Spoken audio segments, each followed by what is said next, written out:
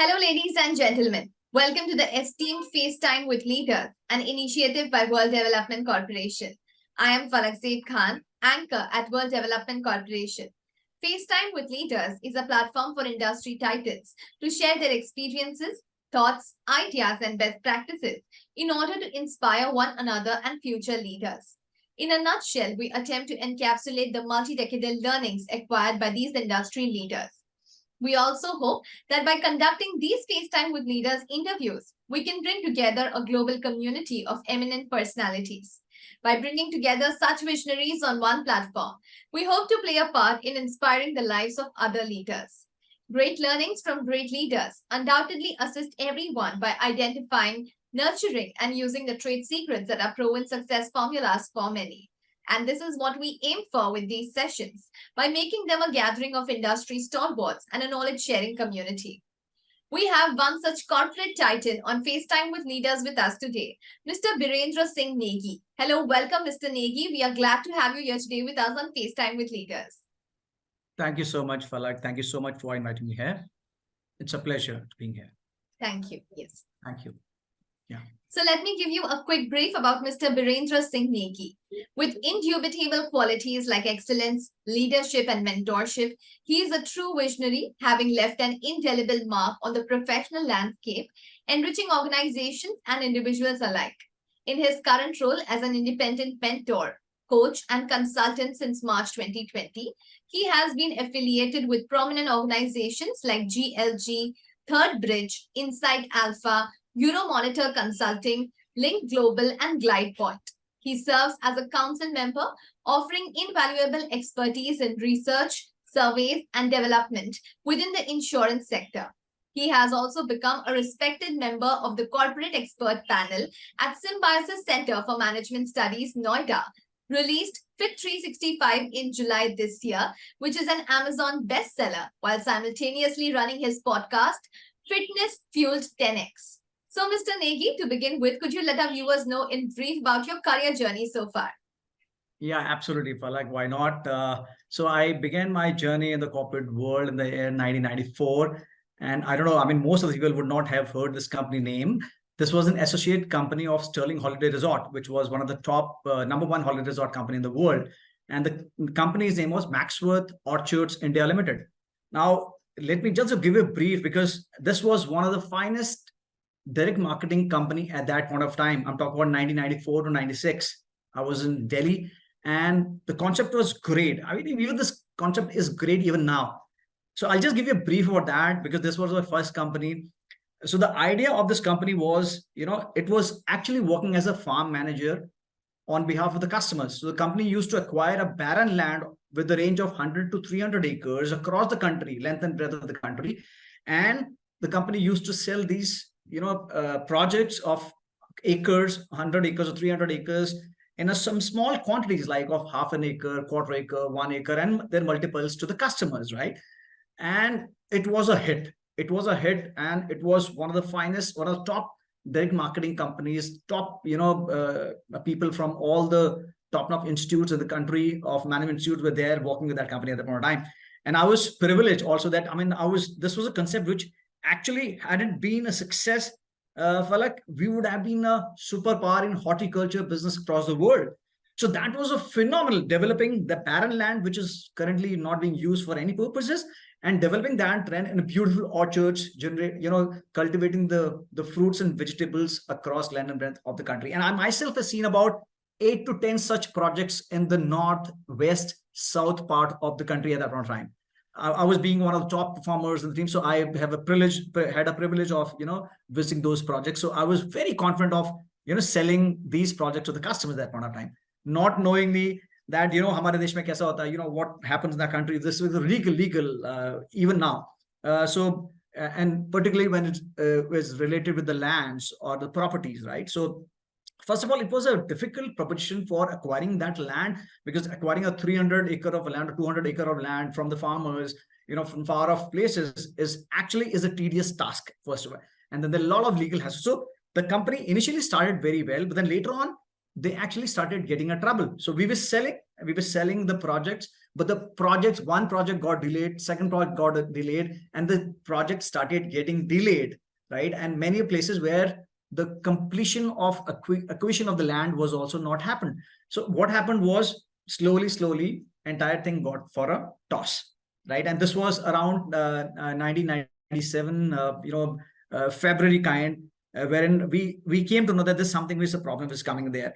But still, since this was my first organization, like, so, I mean, you fall in love with the first organization where you work. So I was also there, and I was one of the top performers. I was earning pretty well, in the top league. And slowly, people were not getting salaries. And it was a great company at that point. I'm still, but we were not getting salaries.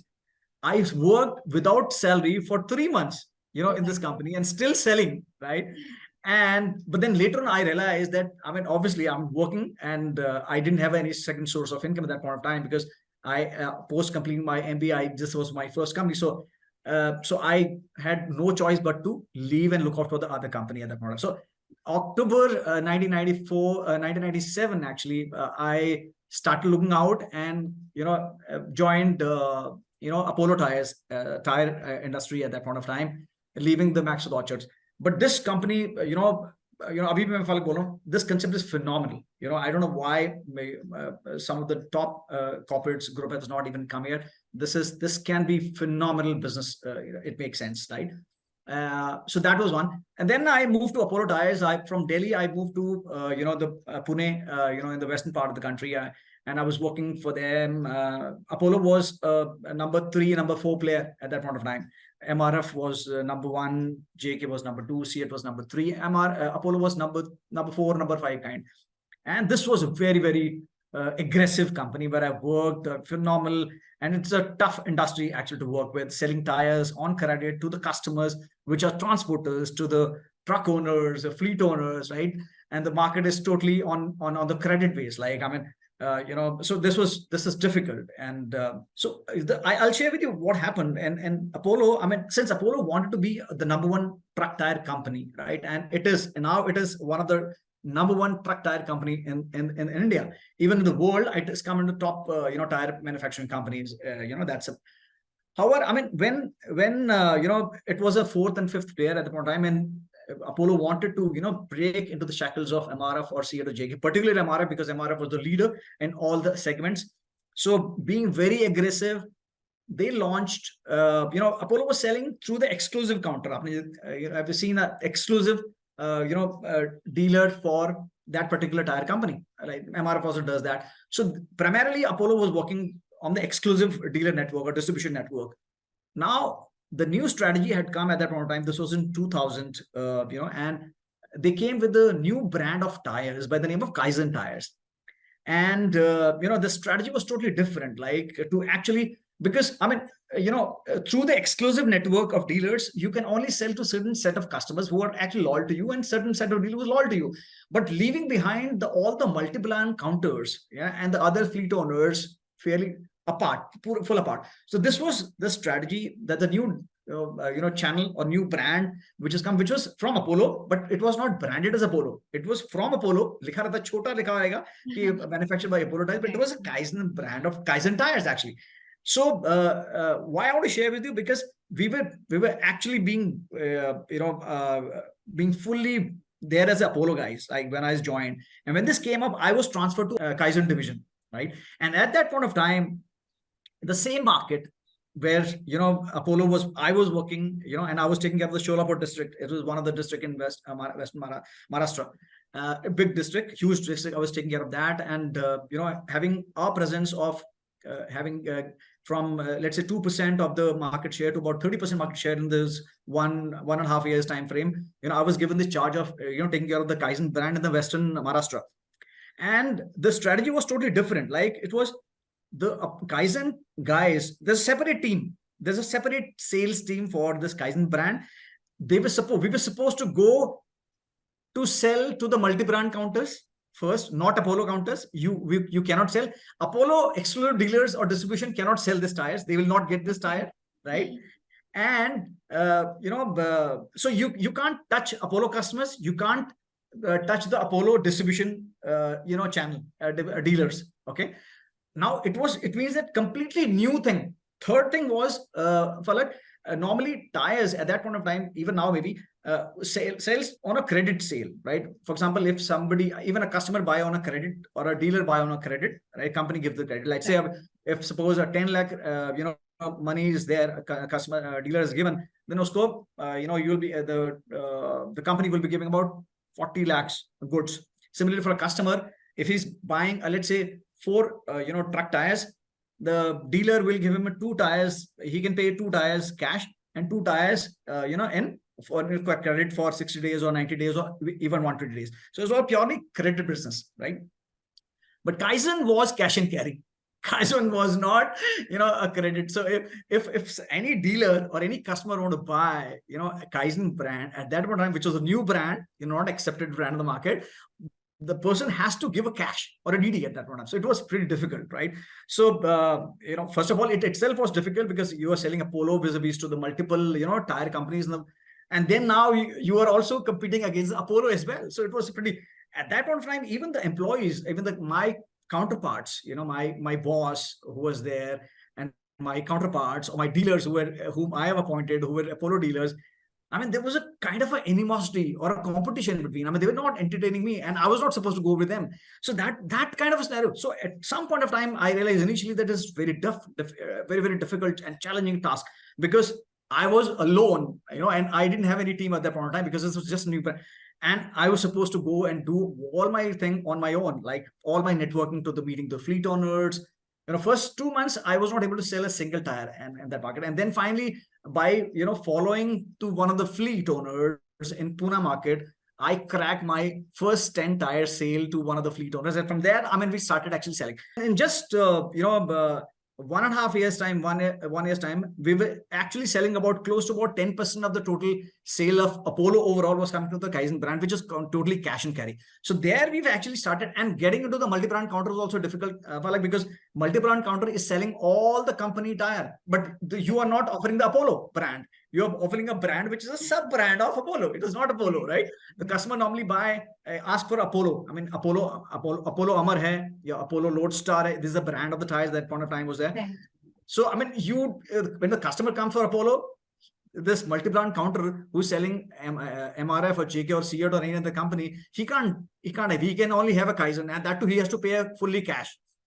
But finally, I mean, somehow we've been able to manage that, and I was elevated as a depot manager and transferred to Mumbai. So this was one of the finest, and since then Apollo has been phenomenally well. I mean, it has a presence across all the length and breadth of the world now, presence in many parts of the world and doing phenomenally well. So that's a part of that. And then in 2002, since I was feeling myself as stagnant in the industry because of the same thing which I was doing day in, day out, selling tires to the dealers. That's it, nothing else. And so early 2000, the insurance space came into the picture. Like when the private life insurance came into the picture, the government have, started giving the license to the private life insurance companies in India. And one of my team members was, a sales executive with me. He joined in ICICI Prudential in early 2001, actually, when I was in Mumbai, he joined. And then I was following that. So, and I finally also got a offer from insurance companies. It was difficult at that point in time because insurance, it was like just like typically a picture comes at that point of time was a LIC agent. That's a kind of picture which comes in. You go to sell, you go to be after people selling death. So I took about 3 months time after getting an offer from Kotak. I took 3 months time to join this sector. And not knowing at that point in time whether how is my decision going to be right or not. And then look where, I mean, after that, 2002, I joined, insurance, as Kotak Mahindra Life Insurance at that point of time. And I was an insurance guy. Throughout the last 18 years, I've worked with insurance, Now, insurance, Falak, has been one of the finest things which has come to which has happened in the country is opening of the sector to the private life insurance. Now, if you see, at that point of time, only LIC was there. Predominantly LIC was 100%. I mean, insurance lena hai, life insurance, the LIC was there. And initially it was very, very difficult because, people were not believing in any of the private life insurance. There were so many scams, etc., chit funds, and these were happening. But then this is a highly, highly regulated industry by the government. But initially it was damn difficult to, first insurance selling itself is a difficult thing. And secondly, when the private life insurance is there, wherein the company who was the Indian company was there, because normally if you see, I mean, all the insurance company who has got licensed that one time, even now also, primarily had a foreign partner, because nobody apart from the LIC knows how to sell insurance, right? So only LIC people were aware of it. Most of the companies in India at that point in time who got the license, a private life insurance license, they actually got people, some people from LIC and people from the other part of the world from who were actually into the insurance business, and collaborated with a multinational insurance company. And that's how the collaboration was there. Like with Kotak, Old Mutual, Kotak Mahindra, South African company was there, SFC, Standard Life, a UK company. So all these companies had a foreign partner as a joint venture at that point of time. And this has been a phenomenal thing, because at that point in time, if you see, after 2000 se lekar abhi, we are in 2023. Initially, I mean, LIC was having a 100% market share. If we see Palak now, it is almost private life insurance companies share, and the LIC share is almost at neck. Maybe for 48-49% is the private life insurance share is there, and the LIC is there at 52-53%. It keeps on varying here and there. It's close to 50% up. This is something which is there now. So it has actually moved beyond phenomenally well.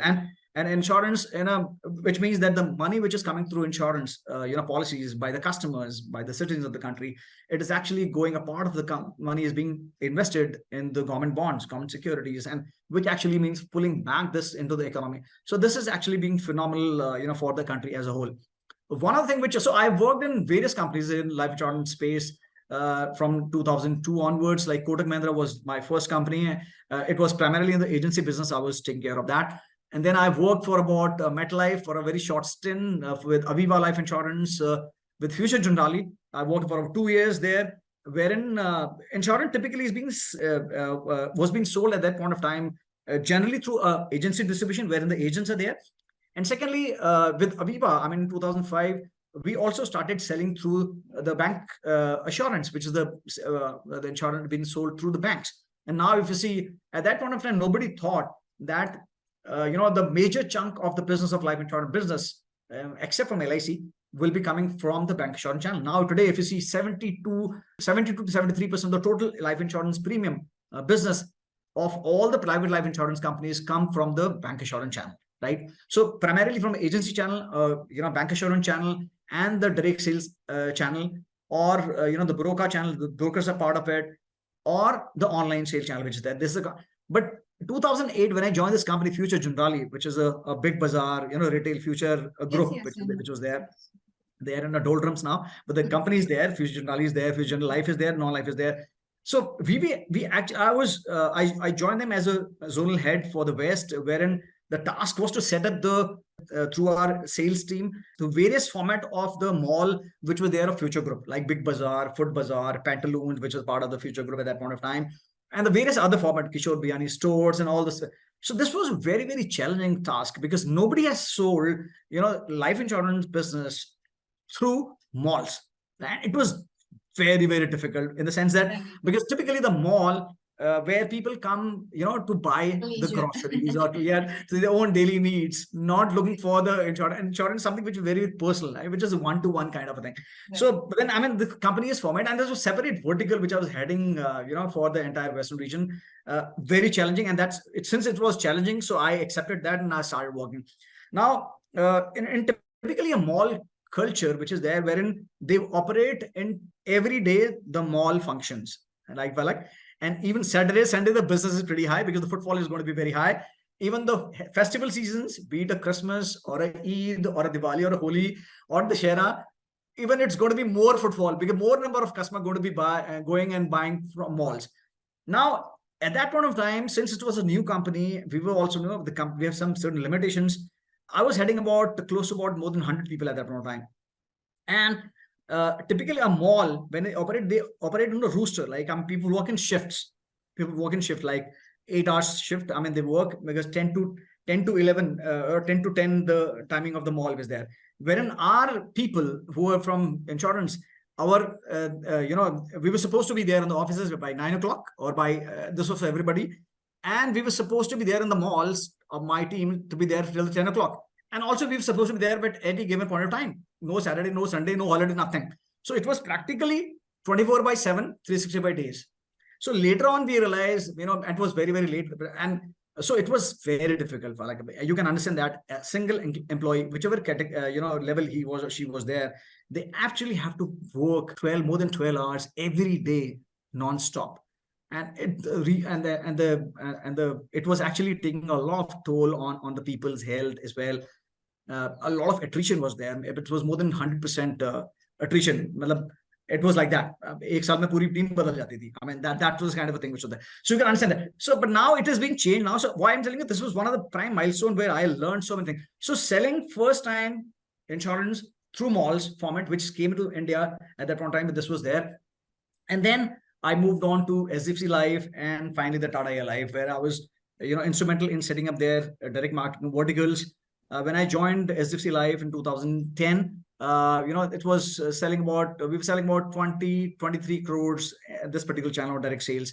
It was only one channel, close to 150, 180 employees in this particular vertical.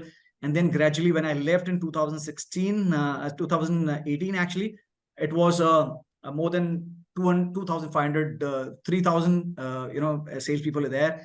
And the overall business from 23 crores, we're selling about close to 550 to 600 crores. So that's a kind of and about 5 vertical within direct sales, 5 verticals, having, that kind of a business was there.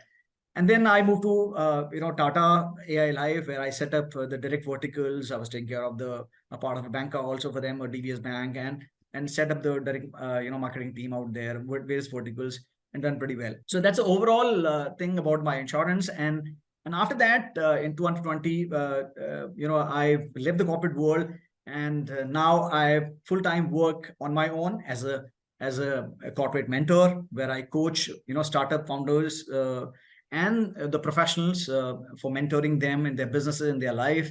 I'm also, as you've already said, I'm an author now of a book, FiT365, which is a bestseller in first month itself. I'm also in the SEBI, wherein I, an expert panel team. I'm a freelance consulting for various companies, which is on the, wherein on the insurance aspect of insurance consulting, which I do it for, some of the multinational banks or the mutual fund houses or the other competitors there. So this is something which I do it primarily. And I'm passionate about tracking. I travel a lot. I track every 3-4 months. I go for a track, in Himalayas, in Western Maharashtra. This is something which I do. So that's something which I do it. And, yeah. So indeed, like a very interesting and adventurous and a wonderful career journey so far, I must say. So in your role as a council member for research, surveys, and development in the insurance space, what are some significant trends and challenges you have observed in the industry, and how have you addressed them? So typically, the main challenges which we foresee is even now is the attrition of the people. That's one of the major concern of the majority of the people, major of the companies, and or the channels particularly, right? That's something which is there. So wherein a humanitarian perspective or the HR role or the training role or development role plays a very, very critical out there. And that's something which, while I was working on a project with BCG and McKinsey also, that's something which we worked with the SDFC Life and even Tata also some point of time, is that how do we actually ensure that the basic productivity levels of the people is increased year on year? And secondly, how do we ensure that the retention of the people are going to be there? So these are two primarily. Baki to mota mota baga se, but these are primarily two things which as a challenges for the insurance sector at this point of time. So this is something which, and primarily it's not for the insurance, but also, I mean, if you see human asset is one of the most important critical element for any of the companies out there. But insurance, it plays a critical role out there. Yeah, so I think that these two things which we start working on, even the kind of a pressure which people face, employee face, be it for any department in insurance particularly, is very high. It's too demanding. It's pretty high. So it's important for the company, for the leaders particularly, that how do we actually they take care of those teams? How do they actually ensure that they are spending right kind of a time in mentoring them, in empowering them, in training and developing them ongoingly, so that they are actually ready for the new assignment, new challenges all the time. So I think that is something which I have seen that major challenges come from that, from that particular perspective, these two things, right? So for like the challenges for the private life insurance players in the initial years primarily was, as I said earlier to you, is to actually sell the concept of insurance was the first challenge. And secondly is to actually have a kind of a trust from the customer side for the company which the private sector salesperson is representative, right? So initially, I mean, if you see the brand of of the company, selling of that particular brand of the company first for the insurance, and then selling of the insurance, it came to the picture, and then doing the need analysis of the customer. So the three challenges which came into the picture. So that's where it actually started. Now, this is the initial challenge which I was talking about. Now, if you see the overall from the growth of the Indian life insurance industry, if we talk about, then it's a very positive development for our country, as I discussed earlier as well. So these are the financial product which is a security for every person or every citizen, right? Every customer, which is extremely important. Even now, also, if we see current state, not less than not more than 2.5% of the people are insured in the country. Now you imagine 140 crore of the people I'm talking about, and if you include even Jan Dhan Yojana and all those things, even though if you put together, it will not be more than 3.5% kind. So you can imagine that what kind of a business opportunity is there, and how secure the person is with respect to this financial security for the life insurance product is concerned for the people. So it's a huge opportunity as a whole. If you see, there are thousands of companies in America or in other part of the world, but whereas until 2000 we were only one company with the LSE. Now if you see, we have about 27 companies now in India, and the kind of a space which is there available, the kind of business opportunity which is there in India, kind of a shape and size and numbers of people living there is huge. I can say that even if more than 300 companies come into the picture today, I mean, the government allowed the licenses, even those companies can actually fit in that kind of a business which is there, right? So the government is also doing pretty good job, and the insurance companies, LIC, overall business has grown up, so that's a pretty good thing for. And if you see the way, I mean, we are growing every year, as I told you, in 23 years time frame, actually the share is more than 50, is close to 50% for the LIC, and the kind of a benefit which has happened because of this to the customers is phenomenal. So it was very dynamic kind of industry, for the development of the country as well. Now, if you see, for the last done about 25 lakh crore of a business which is actually being generated, which is about and grown to the tune about more than 14% plus CAGR. And if you see, next 5 years down the line, what we perceive, and the forecast data which is there is overall close to about $151 billion of business is going to be there in the next 5 or 6 years, and which is close to about CAGR of about 13%. That's a kind of so huge potential which is still there. And there are primarily, I mean, 4 or 5 reasons because this one is very clearly it's a need of the hour. And insurance is very important. Like before, I just tell you, before joining insurance, I was just having a 2 lakh rupees insurance. Before joining an insurance company as an employee, I was having a 2 lakh rupees insurance in 2002. 2 lakh rupees insurance cover. And when I joined insurance, I came to know what insurance actually play in the role of one's life. And now, every 6 months or every 1 year, I ensure that myself and the people close to me, my friends and my relatives, or maybe people who are known to me, I tell them that, I mean, you need to actually go and do your need analysis for your insurance cover, which is needed. Right. So that is very important. And because if anything goes wrong, if somebody is a one earning member of the family and he's dead, then who's going to come to rescue the person's family? Who's going to take care of the education? So these things, we normally as a human being, we don't believe that we are going to die, but eventually everybody is going to die, right? When we don't know. So insurance actually then takes care of that particular risk, right? Hence, so I mean, if you see, I mean, we actually insure our houses, we insure our vehicles, we insure practically everything where it is compulsory, right? If you buy a Mercedes or a BMW, you got to have a compulsory insurance every year, right? Because you know that if you're going to get caught, one, you're going to pay a huge penalty, And secondly, you also don't want that if your vehicle, meets an accident, you don't want to pay from your pocket. So for something which is a non-living entity, there's sufficient insurance there, but there's something which is a full-fledged person asset which is generating that amount of money, whether it's a company or an employee and working in the company. What is the actually value, financial value of that particular who is generating that amount of money or the wealth today and the next 10 years or 20 years or 30 years. So that where the life insurance plays a critical role. So hence it is very, very important, right, for everybody. So now, also if you see we are a rising economy. Growing middle class and a huge disposable income is there. With large growing middle class, the income and disposable wealth is continuously on the rise, and it's going to be there phenomenally high, in the coming times as well. So this is leading actually to the increased demand for the life insurance product as well. And also not only the saving plans, but also now the term plans with the protection plan is also coming to play. And the more so, I will say that one is the private insurance companies are playing a critical role out there. At the same time, the government of India also is playing a critical role in actually ensuring that the group selling the group policies of protection to the people, like with Jan Dhan account, life insurance cover, or maybe the health insurance cover. I think this is a very positive sign for everybody out there and for the growth of the industry. So that's critical. Also, if you see, the lot of financial awareness is also there. Now, we are Indian, as India, we are becoming financially aware, and understand the importance of life insurance also. If you see, gradually it is phenomenally, but gradually it is increasing. And more so, if you see, COVID times actually shown the entire world that how important the life is. And you got to ensure that you have a sufficient life. And post-COVID, the life insurance premium has also grown up because many people have started demanding that now, right?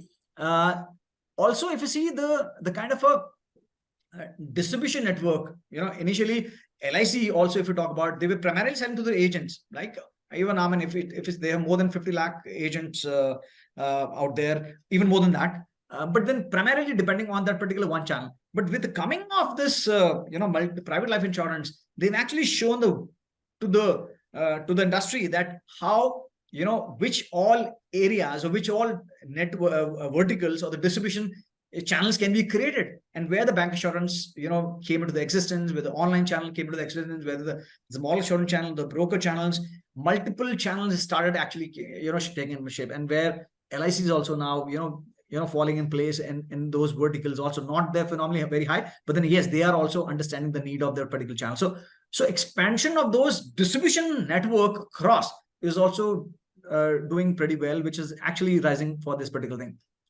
With the coming of these things as well, we see when the competition is there. So now today, if you see, there are 28 life insurance companies are there. So there are a lot of competition. There are huge benefit in terms of the service which is there. Like, and now, if you see now today, if we don't need to go to the bank, for our any thing, we can now do all the thing online as well, right? That kind of a service which we expect from the private sector bank. No, the government sector bank also need to, give that kind of a service if they want to be there in the business. So similarly, in insurance, what happened is the private sector life, the way they settle the claims, the way they started, selling the product to the customers with the need-based sales, the way the positioning of the product has started going, and the way the ULIPs has started, unit-linked insurance plan has come, the way the various kind of a product in the protection category also, which is actually being custom friendly and with a limited payment, or maybe a lot of riders being there so a lot of innovation has been there in those products as well. So with all those things, if you see, that has actually been a boom for the and this is actually shown that the industry is going to be there on the right path, and it's actually contributing phenomenally to the peoples and to the economy of the country, right? So that's something which is which I wanted to communicate. Yeah. So you've been involved in various transformation projects such as Project Udan with BCG and the project with McKinsey for the agency department. Are there any common methods that you have applied across all these roles, simplifying the task and delivering good outcomes? Oh yeah, Falak. One of the key things which I learned, while working on these projects for about 1.5 years time frame, both with agency, even bank assurance team and the direct sales channel as well, is where we've started focusing on what are the 3 key tasks which a salesperson or a customer support person need to take care of. I'll just give you an example, right? What is important for a salesperson for a salesperson, because why I'm saying a salesperson, because life insurance business, 80% of the employees are sales, right? 80% of the sale employees are sales for any of the life insurance, the insurance companies put together.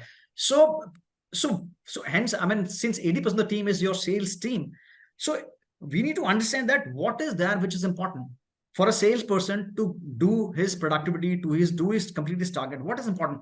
We found that, the first thing which that the input, the kind number of meeting which that salesperson is doing on one particular day, that. So we came to know that it was haphazard. We know that, but then if there was no way of measuring it, we found that the sales team, whether it's a banker, whether it's an agency, whether it's a direct channels, we were not measuring that thing, right? There was no mechanism of measuring those things, right? And also not only measuring those things, but also we found that, there's no clear-cut, a process that this is something which is a mandatory thing for you for one particular day or for one particular week. Let's say, I mean, if we see that, from the organization side, from the support side or training side, if you see, for a person, if you want to, sell 3 policies or a 1 lakh rupees premium on a month, I'm talking about a frontline guy, he need to ensure that he need to meet minimum 3 number of new people every day. Now, how these 3 people he's going to meet? He's initially when he joined, he's going to, contact his friends or relatives or his, neighbors, that sort of society. But how this person is going to, move forward then? Where the company's role come into the picture? So how the company can actually feed those number of leads to that particular frontline sales guy, be it a direct, be it an agency, or be it any other channel as well. I think that is something got clarified, and that's something which, in SFC, we started actually feeding our frontline guys with that. And then how these people are, actually moving on to that particular thing. So, is those 3 meetings are happening? If it is not happening, what is the reason of that? How are we tracking that? Secondly, what kind of support is the line manager is doing? What kind of a thing with the training is doing? So basically, the follow-up on the number of customer meets, number of follow-up customers, number of joint call with the line manager or the leadership team along with the frontline guy. This is primarily more or same for all the verticals, right? And how the closure or how the service. So these 3-4 points was being actually tracked, and we actually empowered, people. And on the reviews front, on the weekly reviews front, the monthly front, we started actually tracking the people on the inputs part. Earlier, it was only from the output part. I mean, how much business have we done? Not knowing actually that what has actually gone for the input perspective. So these things came out very clearly. We actually standardized those things, and everybody, right from the frontline guy to the national level person, I mean, everybody was tracking on those particular things on the input parameters. These 4 critical parameters. Another thing which also came into the picture at the point in time, like, I mean, if you see the Ola or Uber, how do they actually, the driver or the customers actually real on-time meeting which happens, like the whosoever is the Uber driver is nearby, you tend to get that kind of a driver for you, so that, I mean, you don't lose the time for the meeting, right? So similarly, we started actually working on so although it was not great, but I mean, we've been able to, track that as well. So without that, I mean, suppose somebody is, from Borivali, somebody is staying in Borivali, or some offices in Borivali, and he is going to meet a customer in Fort, right? Then, I mean, the kind of a time which is going to travel, uska aane jane mein, I mean, I feel like it's going to be 3 hours. So how that person is going to make 3 calls in a day? Practically, it's not possible. So with that particular thing, with the tracking mechanism, with a kind of a geo sensing, and with the kind of a online platform availability of the kind of a online, with the call center team, we've been able to track that what is the, where the location of the lead, and who is going to be the nearest person, salesperson can go and service that person. I mean, when we started doing that, we saw that the productivity started increasing, right? And we saw that the quality sales started happening. We saw that the lot of need-based sales, started happening. So that's something which we saw in the direct sale team, in the agency team, which we actually saw that these are basic thing, not, talking about the, bigger aspect of the basic thing, which actually, started working, and this actually started fetching the result for the company. Yeah. So moving on, we would like to ask, could you share some insights into the book that you have recently released, which is the best Amazon seller? Like, what is it all about? So Falak, this book, FiT365, as the name itself suggests, it's about the fitness.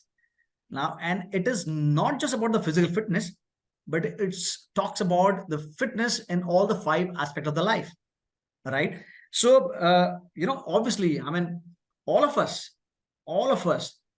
always, we look for majorly for 2 things in our life. One is primarily we look out for love, affinity, and relationship. Right. That's something which we're looking for all the time. And financial, money. These 2 things, primarily, we as a human beings, right, majority of the people, we are after, we want these 2 things in our life. We are after these things, not knowing that how this thing is going to, how do I generate more money? How do I ensure that I've been, get the freedom in my finance areas? And how do I actually ensure that all my love and affinity, my relationship with my family, my spouse, my teams, my organizations, my communities, how do I actually fit in that? So primarily, if you see what I've been able to figure it out, over the last 6-7 years, is that I need to have physical fitness. I need to ensure that I'm physically fit, right? Physically fit. And I've been able to do that. In my case, if I talk about the last 6 years, I've been working on it. I dedicate certain hours in a day compulsorily. It's more than 3 hours every day, which I give for my physical fitness and mental fitness, right? So that's something which I started working on the last 6-7 years now. And I, and there are various things which I do it. Like it's not just about going to the gym and doing some exercise or doing some yoga. It's not about that. It's a multiple of various things put together which you do it, right? It's about, that's one aspect of it. Eating is one aspect of it. Sleeping, resting, one aspect. Exercise is one aspect of it. Various aspect of it, right? So that's about fit. So if I'm not physically fit, right, if I'm not physically fit, will I be able to enjoy my money? Well, even I have $1 billion in my account, will I be able to enjoy my money? Or will I be able to enjoy my love and relationship with my family? If I'm not physically fit, if you see, when you're not well, एक छोटा सा fever, थोड़ा सा fever अगर आता है, for like, if you, you don't feel, having a sip of water also, because you don't taste water, right? So that's what I see, that, we got to be physically fit. So, that's something very, very first aspect. Secondly, being physically fit is fine. You do all those things, but then am I mentally fit also? So, I got to ensure that I'm mentally fit as well. So what are the things which I do so that I'm mentally fit? So, and this is the energies we talk about. There's a physical energy or the financial energy or fitness energy we talk about. The mental energy, what I think which I do for my mental fitness.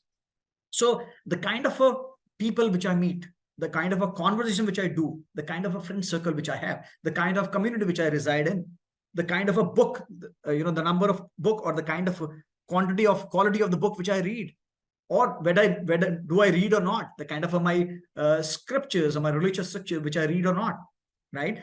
So the kind of movies which I watch, the kind of content which I listen, or podcasts, or maybe the movies, what do I actually do? That is something which I'm doing. Or what kind of a maybe ritual which I practice for my mental thing.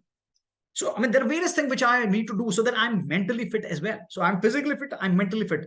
Also, the third thing which is important is my spiritual fit. Now, what I mean to say about spiritual fit is not about a religious. It's not about a religious thing at all, because all religion talks about the one thing, right? It's all we human beings, we actually mix all those things together. Being spiritually fit means, which I talks about in this particular book, is that what is my goal in life, Falak? I'm a human being. I'm born as a human being, right? What am I here for? See, I and you, Falak, are here for a specific point of time. We are born and we're going to die, right? I'm 53 years old. Maybe another 40 years, 50 years, I'm going to die. Maybe I'm going to live more than 100 years, that I know, Falak, right? Because obviously the way I've been able to, experience my breakthroughs and all the aspect, in the last 6 years, 7 years, I don't take any medicines. For the last 7 years, I don't take any medicines, and I will not take any medicines. I actually, the practices which I follow, the rituals I follow. Great. Yeah, absolutely. So that's something which, and I know that, I'll not be able, if any emergency comes, that's a different story altogether, but I'm not going to have any medicine, allopathic medicines whatsoever. I'm going to take them. I'm going to live for 100 years. But still we are here for a limited point of time, right? So, but I'm here for a limited point of time. What is my role? What am I here for? What I want to contribute? I'm a human being. My job is to contribute. What I'm here for. Like if you see a mango tree, what does a mango tree does? Mango tree doesn't complain that is baar barish nahi hua hai falak. Yeah, it has not got the fertilizers on time. As and when the mango season comes, the mango tree is going to give huge mangoes, large quantities of sweet mangoes, year on year. That's what something which a mango does, right? So as a human being, what is I'm talking about that part. What is my goal? What is that which I want to contribute actually? So it's important for me as a human being to understand that. And I think everybody need to really ask this question to himself or herself, that what is your role is that? And when that thing is clear to you, if these things are clear to you, if you are physically fit, if you're mentally fit, and if you're spiritually fit, which means that you know that what actually is your goal of your life, these are the stepping stones for your financial fitness and your social love and relationship, right? You just can't get a love and relationship or a money just by like that. But so these 5 aspects of fitness, which is there in this particular book, wherein it has to be equal in all aspects. It's not just, and maybe, I mean, when I was working in the corporate sector, primarily my 90% or 80% of my focus was clearly earning money for working, for making money. That's it. And mostly, I mean, when I converse with many people even now, I mean, we are after money, neglecting, our health, neglecting our, passions, neglecting our families.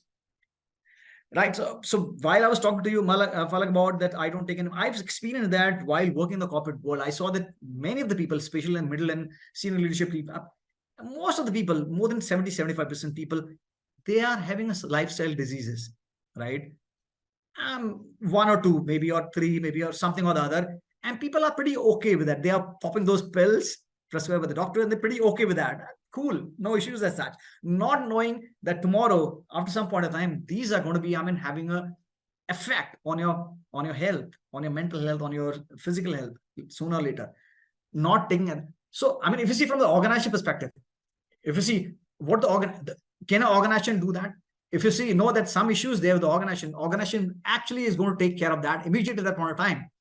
If the organization does that, why as a human being we don't do that? Why as a professional we don't do that? So the entire book revolves around that particular thing, wherein, and that's my mission also, that Falak, while telling you about my spiritual goals, my spiritual fitness, I want to make a difference out there in 10 million professionals, corporate professionals, and the startup founders out there in the world, so that they actually are fit in the holistically across all the areas of these five areas. That's a mission which is mine, and I'm working for that. And this book is one of the aspects. Mentoring to the startup founders, and the professionals is another aspect. And that's something which so this book is all about that. Falak.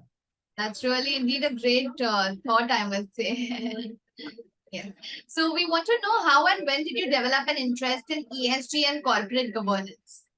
So yeah, so as I told you, Falak, if you see, my mission, when I actually been able to get that I want to make an impact out there through my mentoring, coaching to these people, and I was just bumped into the Facebook ad at one point of time, maybe 1 year back, maybe, or 9 months back. And then I registered myself for the webinar, and I've been to the webinar. I saw that this is something which is actually can make a huge difference out there. When I'm because obviously working in as an independent directors in the company's board, one can actually impact that particular board itself. You can impact the entire organization particularly. So this is one of the aspects which is actually, so it's a larger front, a larger aspect where it can actually impact more number of people. This is actually falling fit into my mission actually, which is there. So that point of time I realized that this is something which I really want to do it. ESG also is the new thing which is there, wherein the environmental and social and and governance, which is talked about, the new thing which is going to be there across the world. So there I generated the interest, and then I registered for this particular thing, and really looking forward quickly in my due course of time for this taking of this as board directors and a couple of companies and sooner. So our next question is also on the similar lines, like as an ESG and corporate governance expert, what values do you bring to the table? So, I mean, if you see, for like, I mean, ECG, or in the corporate governments, I mean, if you see, a lot of things have changed in the world, and India particularly also. I mean, the way the business has been run now, the ECG actually has transformed the way business operates now in the country or in the world particularly. And even the valuation of the companies now been there on this particular thing. And today's on the social and the environmental, perspective, right? That's something which is very, very clear, which is emerging now, and it's going to be the future now, right? So you can't, run away from that. This is going to be the future. So by embracing these principle of ECG, which is environmental, social, and governance, these companies primarily, I mean, can achieve the desired, sustainable goal, for themselves, for their customers, for the shareholders, and for the in a very, very positive way for the entire humanity, or for the society actually. So now with the integration of the ECG into these corporate world particularly, I mean, wherein a lot of investment decisions have been taken now, and so that this is a need of the hour, you can say that. So this is a necessity, we can say that it's a necessity and a responsibility for the prosperous future of the companies of the world. So what I think is that which I can impact out there is the kind of a knowledge which I've been able to generate with my learning of the modules, and understanding of the ECG in a deeper perspective, with the corporate governance principles and the practices. Which, so I mean, this my learning and my training and development on this particular aspect with the latest regulations, latest trend which is there, and the best practice which can be there, and those companies out there, I can actually implement and guide and develop this particular thing to those to the board of directors, boards of the companies out there. Like simply, I mean, if you see, let's take an example, Falak. I mean, if you see, if suppose the company is planning to launch a product, let's say any of the manufacturing product that they want to launch, which is a new type of material for in the coming time. Now, the company's ECG report says that it's true. It's true from the material perspective, the kind of a material which is being product is being designed. They are true. However, not only from the materials and environmental, the social aspects also need to say that. So as an expert, one need to actually find out that the material is sustainable, from the environmental perspective, and is up to the mark. But if you see the material is produced in the kind of a the community, or maybe the location, or the country, or the geography in the world where they're the treating of their human beings, or the people who are manufacturing there is not good.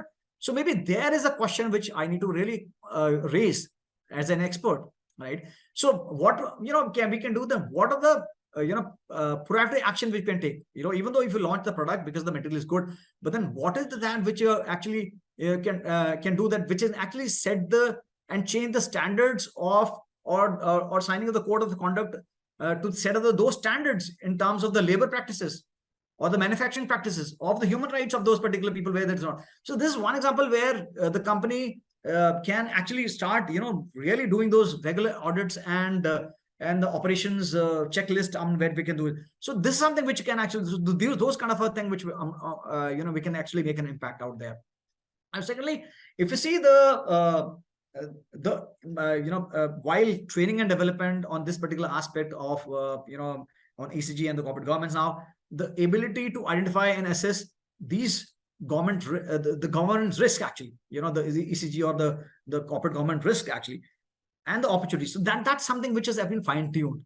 So I can actually help or identify those companies that what is there from the these risk perspective, from the ECG perspective, risk perspective, the corporate governance perspective, where the opportunities lies or where the opportunities are limited. That's something which can actually, and accordingly the development of the strategies can actually either to mitigate the risk or capitalize on the opportunities that can be done. So primarily, I mean, these things, and also in terms of implementing of those practices to the corporates, that's something which we can work it out on the ECG front and the corporate governance programs. That's something which we can actually start working on, and then the way the communication got to be there from both the aspects, also not only to the board but also the stakeholders and out there to the entire company per se. That's something which we can actually say that. Apart from this, I mean, if you see my the experience of 25 years in the corporate world, apart from this, I mean, what again I can actually bring in forth is, the ethical conduct of doing the business with integrity. That's something which I can, because I'm committed for conducting myself in an absolute professional, an ethical manner, the way the ESG and corporate governance work. Similarly, from the working with the people out there, and that kind of ethical conduct is going to, so that's something which I can actually, and this I coach to my startup founders actually, and the call which I was sharing with you a few months back, so I was coaching and mentoring one of the, person who was developing a cancer product, treatment product from the Ayurvedic side perspective. So that's a company which is doing it, and they've actually got a patent, 19 product patent they've actually registered for themselves now there. And I was telling from that perspective, right? Secondly, the impartiality wise, how to the board or to the company, with looking the things from the objective perspective, from the data perspective, and being impartial, as a third party, really not being favoring to the company or not being favoring with the other side of it, but actually being completely as an impartial way of doing the business, so that actually you do justice to the company and to the stakeholders out there, to the environment also, and to the customers as well. Thirdly is the confidentiality. Obviously, I mean, this is part and parcel, and the collaboration, the teamwork. I mean, these are certain other things which is inbuilt now, being there in the corporate world for so many years. That's something which I can say that, I mean, this is something which you can actually bring forth to the table, right? That's wonderful indeed, and we wish you all the best for that. Thank you so much. So, as you know, we are building a community of industry magnates. The move is meant for cross-pollination of knowledge and building a knowledge-sharing community of corporate giants and industry experts. So, what are your thoughts about these initiatives taken about by Mr. Zishan Pathan, Mr. Hemal Mehta, and the whole World Development Corporation team? Well, I think it's an awesome and amazing initiative which you guys have taken it up, because even I was I was aware of being the board of directors, but I was not aware fully that what can be the opportunity, what can this community can actually bring forth, creating a powerhouse, powerful resources of the people as an asset, and the expertise which has been created were actually ready to make a huge impact out there in the corporate world. That's something which has been there in a big way. So that's something which is there. So I think that way, I mean, it's doing a huge contribution. I mean, that's something which is there. Secondly, I mean, if you see this platform which you guys have been able to build up is, for the professionals, right? Is that first is the awareness of the opportunity which is available out there, right? And wherein they can contribute in a big way to the corporates and the companies out there. Secondly, also to bring the best in those particular expertise and talent, so that they can actually fit in and make a huge difference out there and across the industry. I think these two things primarily can make a huge, and third is, of course, is a networking connections, and that's a different thing altogether. But then these two primarily, with I think that in terms of contribution, in terms of awareness and opportunity available, which has been given to the people is phenomenal. And there's a huge contribution which, as a team, you guys are doing, and really making a huge contribution in India's economy out there. I mean, it's a huge impact, because today, I mean, if the board is stronger, or if the kind of a result that the company is going to produce tomorrow is going to be phenomenal. So the independent directors can make a huge impact out there in the outcome of the performance of the companies, and which is both from the economic perspective, from the customer perspective, and from the corporate perspective also, right? These have been really kind words by you. So it was fantastic conversing with you, and I'm confident that your insights will inspire future leaders. Thank you so much for joining us today, Mr. Birendra Singh Negi. We wish you the best for your future endeavors. Moreover, trust that this initiative by Directors Institute unquestionably has expanded the participants' understanding and enriched their minds. And all the wonderful different teachings that you've shared, the different principles that you live by about your new book and your wonderful career journey so far. I'm sure, like everyone watching this, it is going to help them grow in their careers as well. So thank you so much for being with us today on FaceTime with Leaders. Thank you so much, for it was wonderful having discussion with you. Thank you so much, and all the very best. Thank you. Thank you.